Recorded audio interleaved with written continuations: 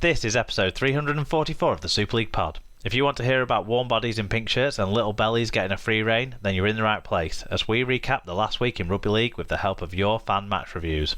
All the cup final teams avoid a Tottenham hangover with wins, Wire continue to rot as Leeds rise, and we try to work out what we make of each team around the midpoint of the season.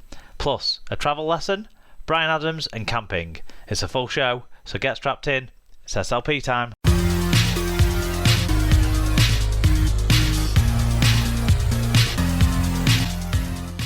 Hello listeners, welcome along to episode 344 of the Super League Pod. This week you have myself, Mark, and I'm joined again by Hull FC fan Sarah. Welcome back, Scoots. How are you doing? I'm alright, thanks. You decided which way to say my name today. Yes. I did both, but not together. I noticed, yeah. Cleverly done.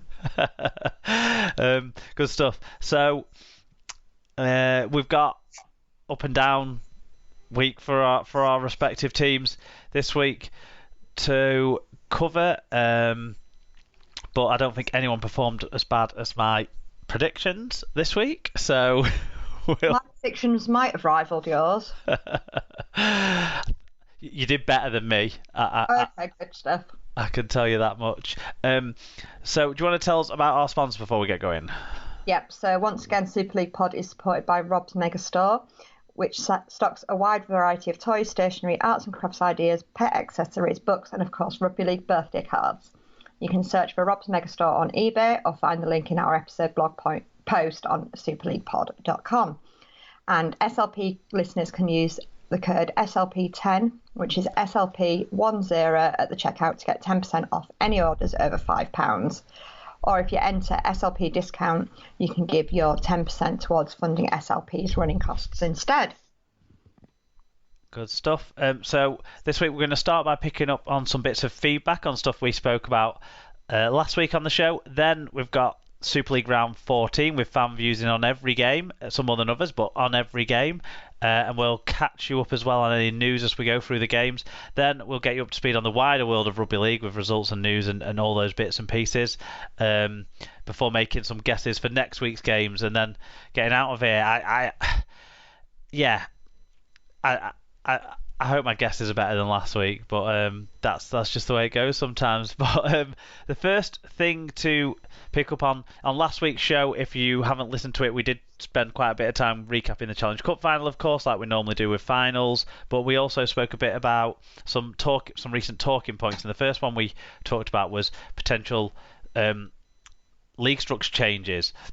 And David Cantrell sent us an email to superleaguepod@gmail.com. He said, "It doesn't really matter to me how many teams are in the league. It's more important that teams don't yo-yo between divisions. For a team to come up but then go straight back down is really harmful to the team and ultimately to the league. I doubt London would have had to go part-time if they'd not been promoted to Super League and then gone straight back down. In the other code, London Irish had several seasons in a row of uncompetitive rugby, either crushing all before them in the Championship and getting promoted, or barely winning anything in the Premiership and getting relegated, which did no one any good.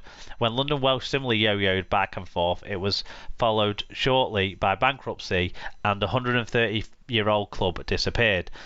I suggest a system where promotion and relegation, but where that only happens every 3 years. Give promoted teams a chance to settle down to bolster their squad and get used to the competition at a higher level.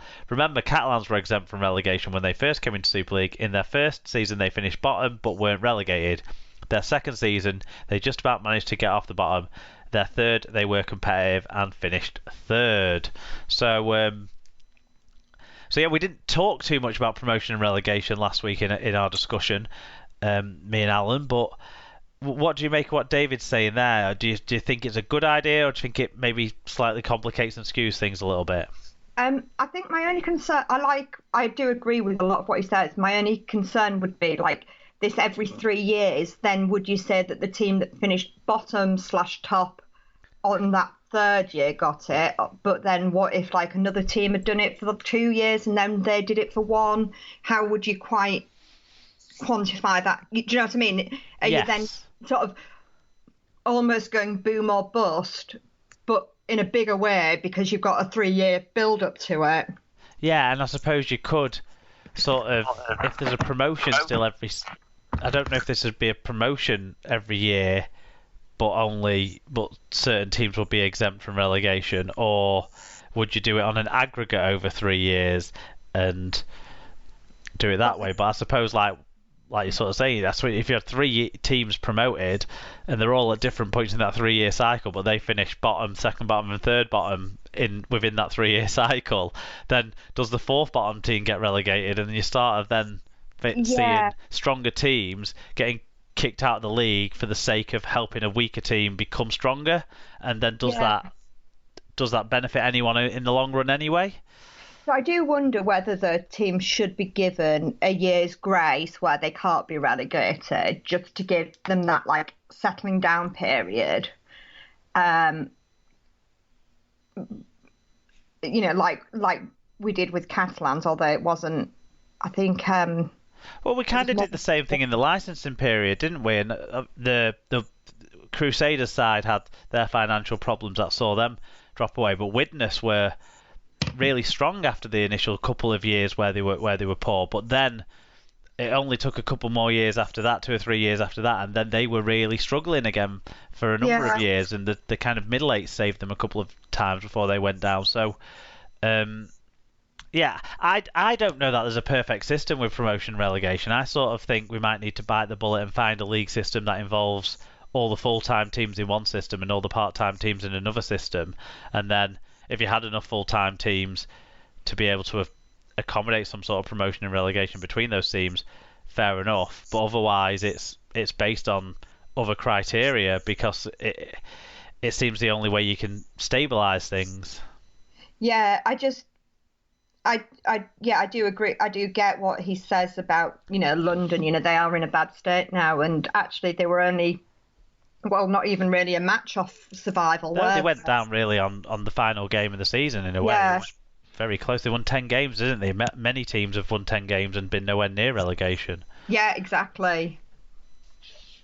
So, I wonder if we, for keeping promotion and relegation and helping championship clubs, however, sort of solidify it. The other thing to do is start the championship season in midwinter, in December, or maybe start of January, but end their season significantly before the end of the Super League season. So if their season's ending at the start of August, say, then they have a 2-month lead time of being able to prepare for their entry in February to Super League. Yeah, but then I suppose the relegated team is having to only get a 4 or 5 week off. Well, maybe no, they won't. Their season would finish mid-September, wouldn't it? So they'd get a 2-month off season. It's so hard because they are naturally at a disadvantage, especially if the winner or the team that's going to be promoted. It's not even like it's decided purely on who finishes top of the league. If it's who wins like the playoff game, then they are so much later being able to make a decision, make offers to players. Players have got contracts by that point. Yeah, definitely.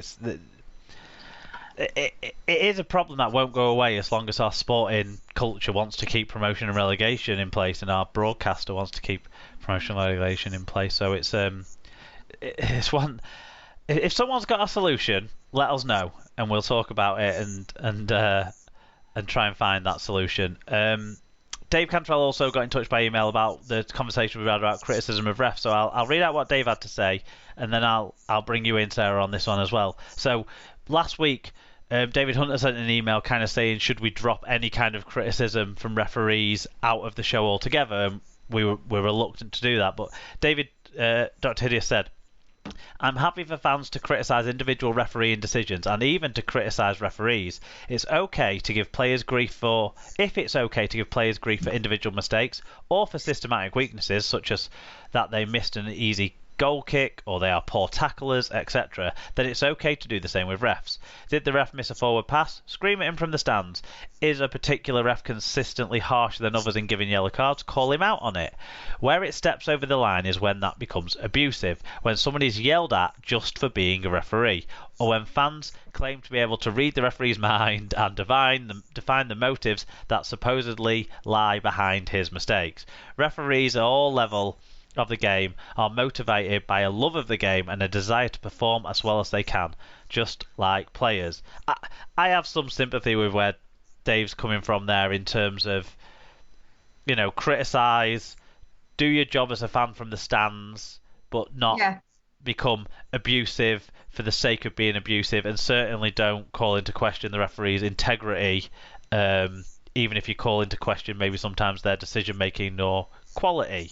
Yeah, and I think like that is largely where my blog post came from. The fact that, like Ian Smith had said, that after the match he had been told that the police couldn't guarantee his safety because he had made a mistake. Yes, okay, criticise him for making that mistake. Maybe you should have, I don't know, seen a different angle, got more input from someone or whatever.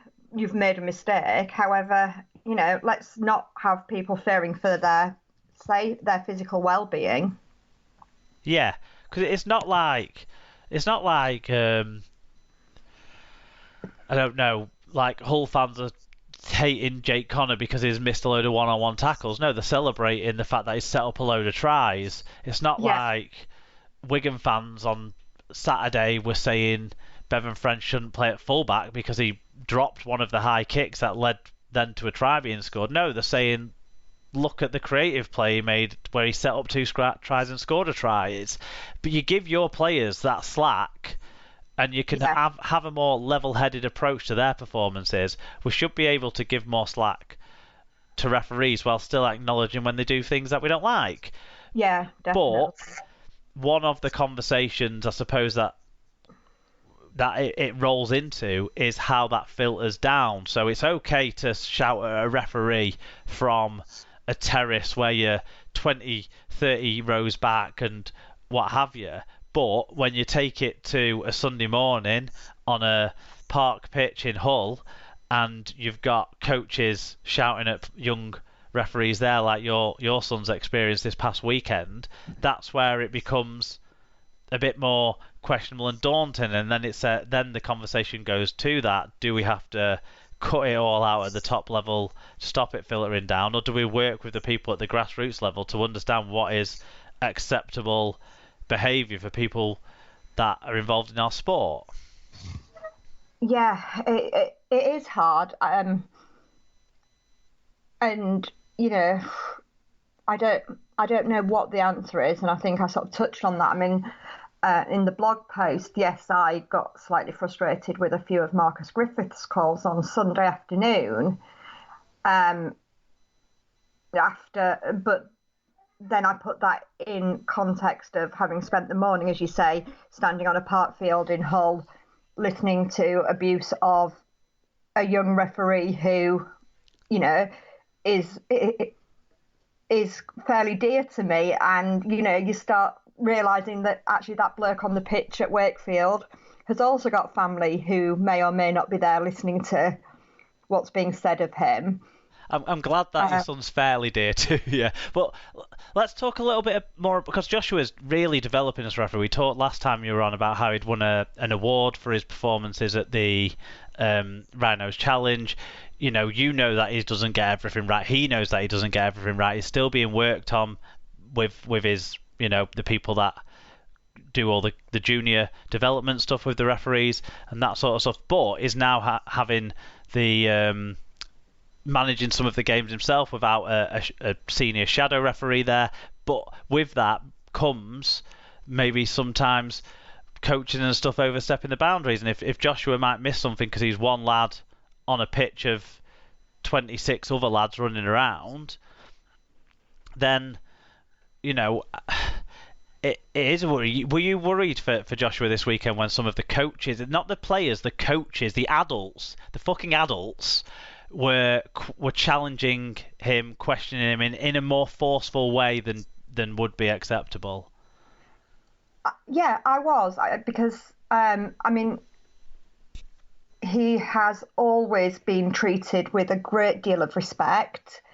I've been really, really impressed with some of the things I've heard coaches say, either to him, he's had coaches say to him, "Excuse me, sir, can you look out for this in the second half, or excuse me, sir, which